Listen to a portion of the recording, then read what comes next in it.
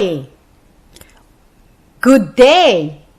Well, my beautiful friends, today is going to be a very different episode. And I wanted just a drill of doing an interview on myself, but this time regarding sports. Would you like that? Anyhow, if you like it, keep on listening. And if you don't, you can stop it. I have been a marathon runner. I've been a half Ironman. You know, I used to do triathlons, half Ironmans, and I got hurt on a full Ironman, which is basically, let's go backwards. Let's define it from the beginning. So marathon, as you know, is 26.3 miles. Now, that's a marathon, you run it, right? Now, a half Ironman, it's a triathlon. Now, Marina, what is a triathlon? A triathlon is a sport where you swim a certain distance. It depends on what kind of triathlons are you doing, right? So you swim, you bike, and you run. You might say, why the swim first? Well, because if you get tired, you don't want to have a cramp and then sink. So there you have it. Is choose that way in order to get the body going through the three sports.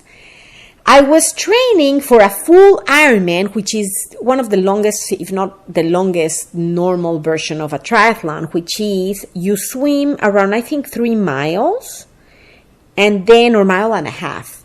I need to check. I think it's 3 miles for full. And then you bike a century, or 150 miles, and you run a full marathon. So that is a full Ironman.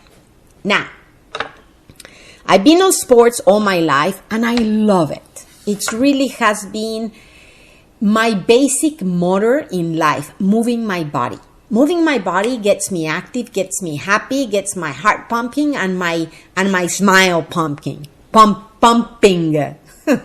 So I want to share with you, I'm going to do a couple of interviews and get you some people to talk about their own experiences or job, profession, so you have more idea of what different things are all about. Business owners, I used to do this, I guess a year ago, and, seems that some of you guys seem to like it, right? I did a couple of interviews, around 5 or different professions. So today I'm just doing a drill. So I'm going to ask myself these questions, right? Applied to sports, and let's see what happens.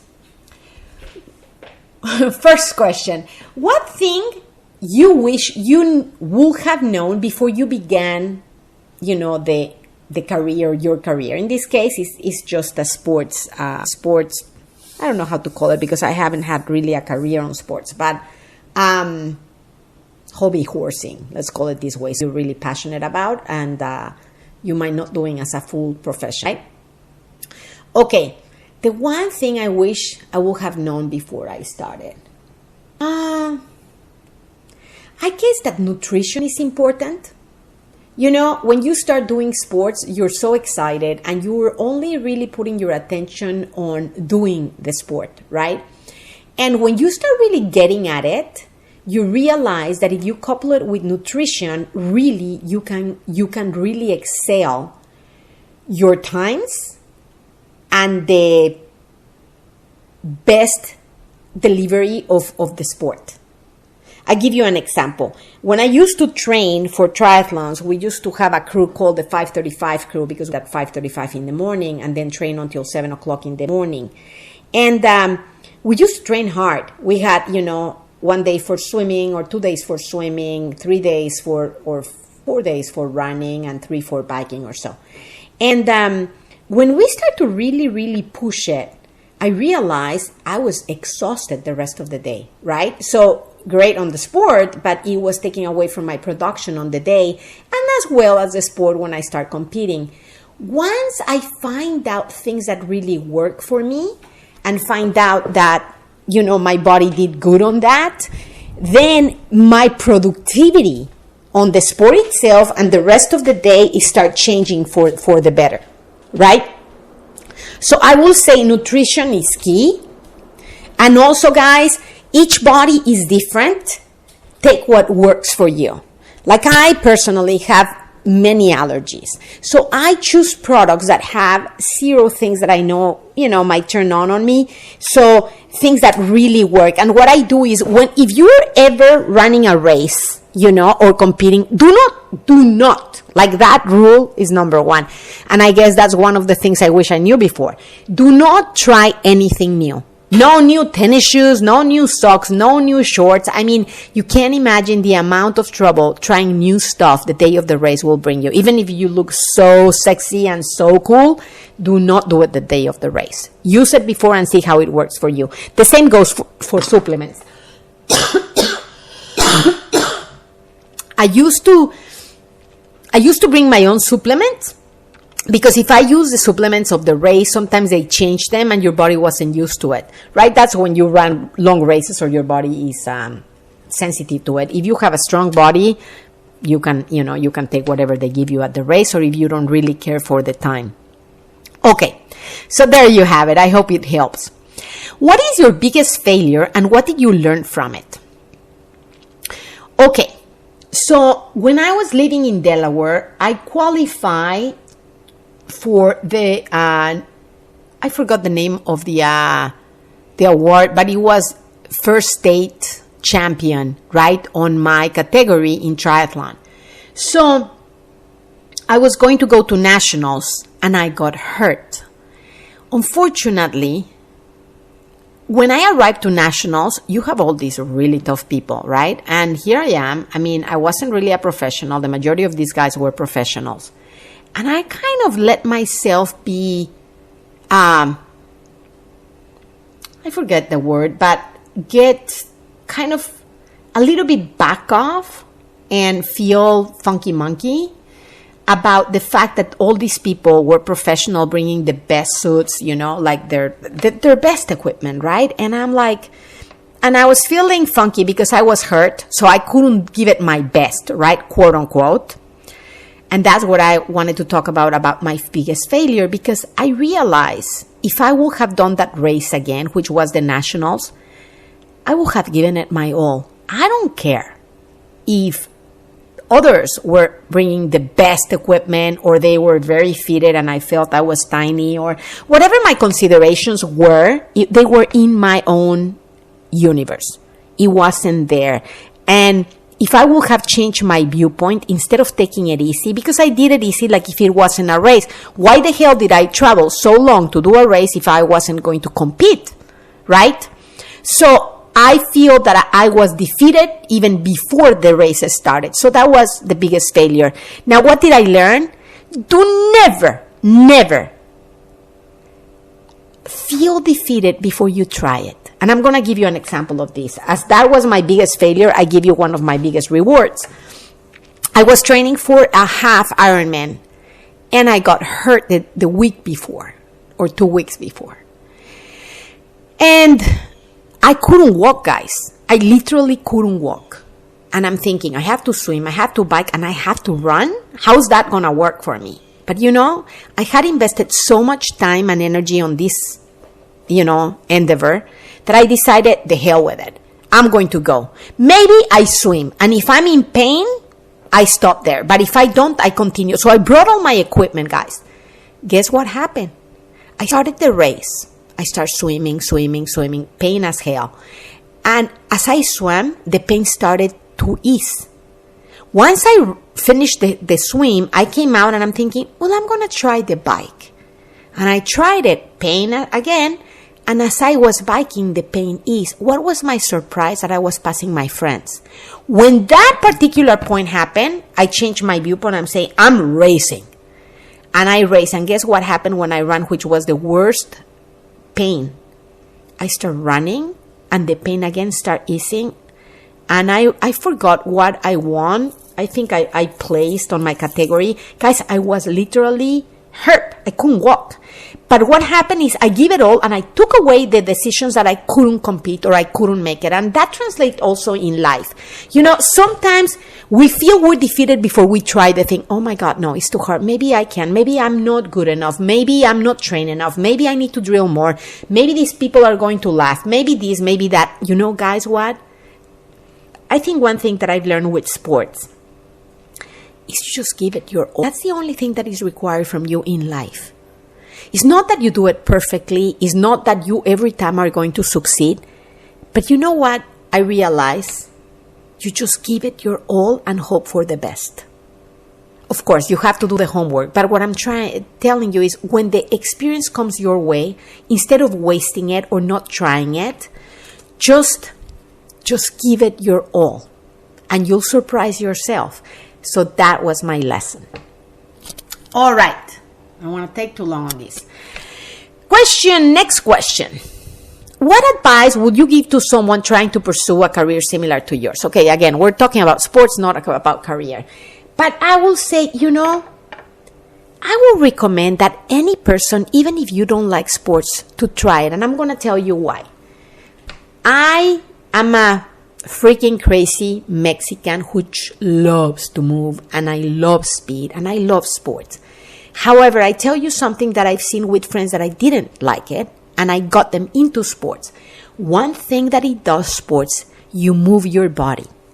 You get cost over your body. No matter if you're slow at the beginning, but what happens is increase your skill and ability to handle your body and therefore handle other things.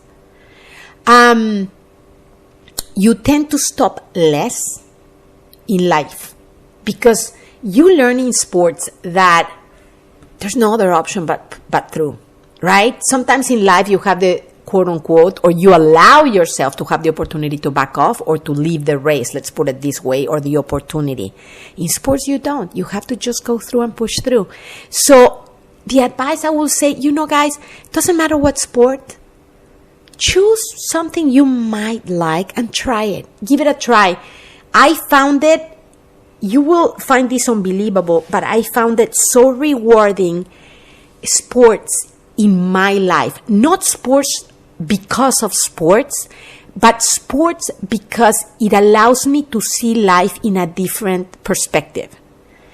I live life differently because of sports. So as I grow old, I've realized that even when in my young years I was very competitive, and I love competition, and I love sports because of motion and speed and competition, as I get older, I realize that I love sports because anytime when life hits me with a blow, and I fall to the floor, sports have taken up my hand and put me back up in the road of life.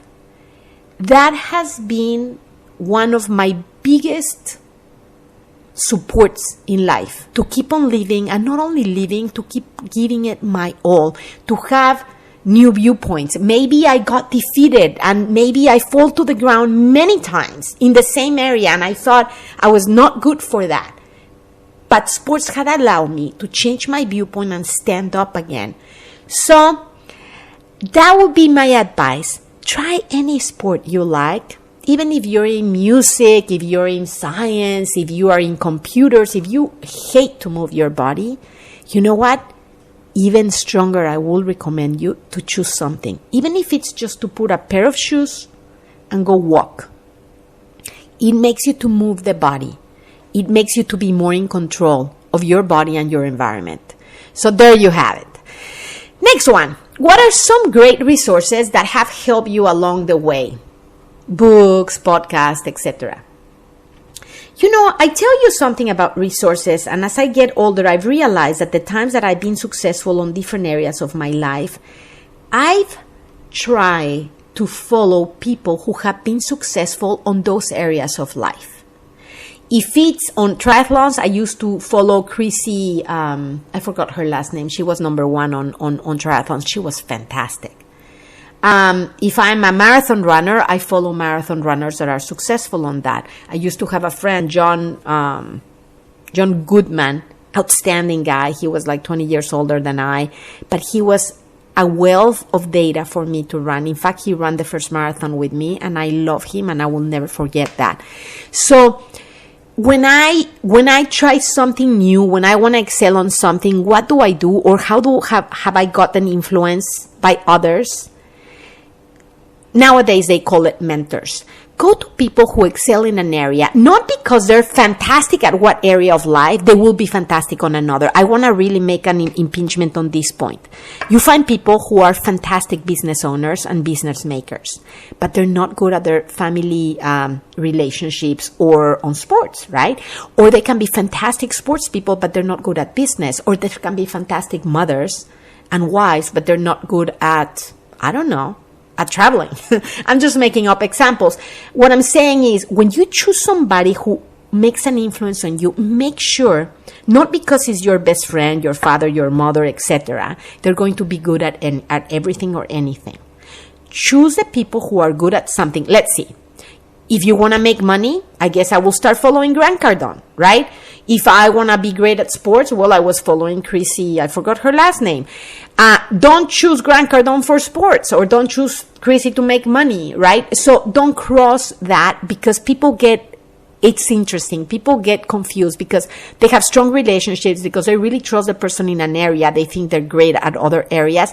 Not really, because they might not have the same knowledge on it. Make sense? Like, don't go to learn how to make money from a person who does not have already a creation of those products, right? If he's not filthy rich, don't follow him, right? To make money. Maybe follow him on other areas, humanity, right? There's many people who are very good at many things. So if they're good at those things and they have proven products, then follow them. Make them influence you. Follow what they do. Follow the successful actions. There's nothing like inventing the wheel. Truly, it's already there. Next question. What is one myth about your industry or profession that you want to debunk? Which means reduce reputation. A myth. Oh, I guess not everybody's a marathon runner. Guys, wrong viewpoint. I give you a little example. I've never run a marathon in my life. When I turned 40, I wanted to run one. Every time, there's like a century, I do something different, right? This 50th birthday, I crossed the country with a bicycle. Last 40th, I was running marathons, and it goes backwards, right? But what I wanted to tell you is, there's nothing like a natural marathon runner, and there only can run a marathon. I trained for my first marathon 3 months. 3 months. And people used to tell me, you're going to hurt, you're not going to enjoy it. Remember, the first marathon is so painful. Just make your mind, it's going to be painful. You're not going to enjoy it. Guys, it was one of the most beautiful experiences in my life. I was crying in the middle of the marathon, looking at the people from Mexico. I'm Mexican, right? And we were running in Philadelphia. And I was crying because I'm thinking, oh my God, I'm doing this. I couldn't breathe. I'm like, oh, either I cry or I breathe, right? But what I'm trying to tell you is, there's nothing that you cannot do. Just put your head on it, decide it, and of course, train for it. Train for it, because that way you reduce the liability of getting hurt. But my point is, you can do anything you put your head on. Next question. If you were in my shoes, what questions you would have asked yourself? Well, me to myself, I don't know. Let me think about this one. Well, let's go back to it. Where can your listeners find you online? Well, my podcast. This is my podcast. Please feel free to leave any comments if you like it, if you dislike it, if you want to hear anything in particular, right? 10 exit, life and business as usual. Never again, guys. What are the biggest pain points and problems that I have faced in, these days? Pain points and problems. I tell you something that I hit on sports. Bodies don't get any younger. But I don't want you to put your attention that, therefore, it's going to get worse and worse and worse. No, I tell you something. Just know that, so you don't your expectations are not too high sometimes, in the sense, I'll give you an example. When I was in my 20s, if I got hurt, I was back in a day. I didn't care. I was back in a day training again. Nowadays, if I get hurt, it takes a couple of weeks and then I'm back at it, or depending what's happening. But my point is, I'm more aware that the body has its time to heal, it's time to train.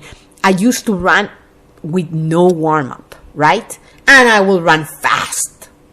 And there was no problem.